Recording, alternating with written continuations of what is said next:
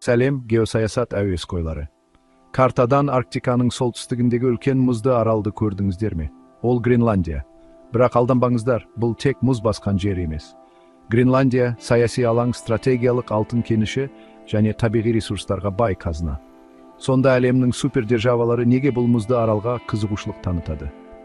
Қане, тереңірек қарастырайық. Алдымен Гренландия қай жерде орналасқан? Бұл жер шарындағы ең үлкен арал.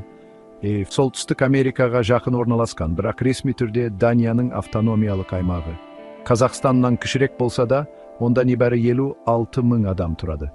Енді қызық жері Америка Құрама Штаттары, Канада, Ресей, тіпті Қытайда осымызды асыл тасқа көз тігіп отыр.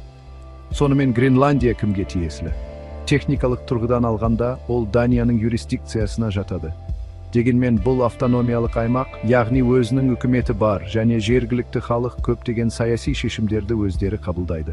Сонымен қатар, қорғаныс және сыртқы саясат сияқты маңызды мәселелерді Дания шешеді.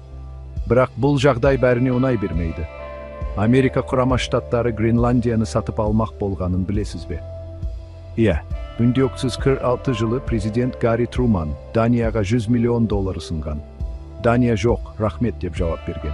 Ал 2016 жылы президент Дональд Трамп та Гренландияны сатып алуға қызығушылық білдірген. Тіпті Даниядан бұл идеяны байыпты қарастыруды сұраған, бірақ Дания премьер-министрі бұл идеяны абсурд деп атаған.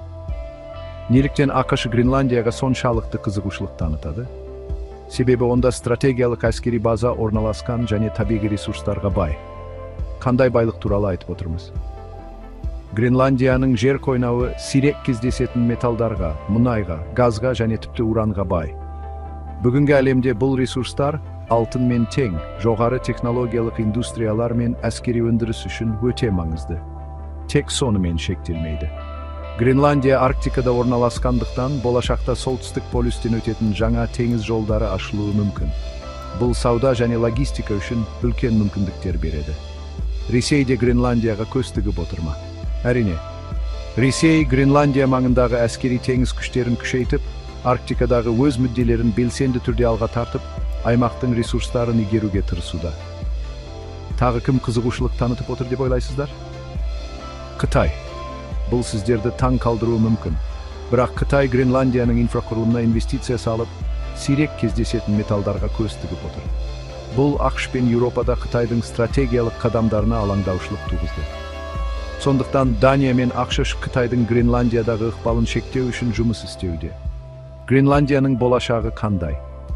Қазір ол Данияның құрамына кіреді, бірақ халқы тәуелсіздік туралы көбірек айтып жүр.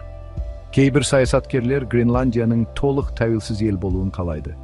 Егер бұл орын алса, әлемдік державалар ықпал үшін күресетіні сөзсіз. Сіздер қалай ойлайсыздар? Гренландия тәуелсіз болуы керек пе? Әлде басқа елге қосылуы керек пе? Пікірлеріңізді комментарийлерде қалдырыңыздар. Көргендеріңізге рахмет. Лайк басып, бөлісіп, геосаясат туралы көбірек білу үшін жазылыңыздар.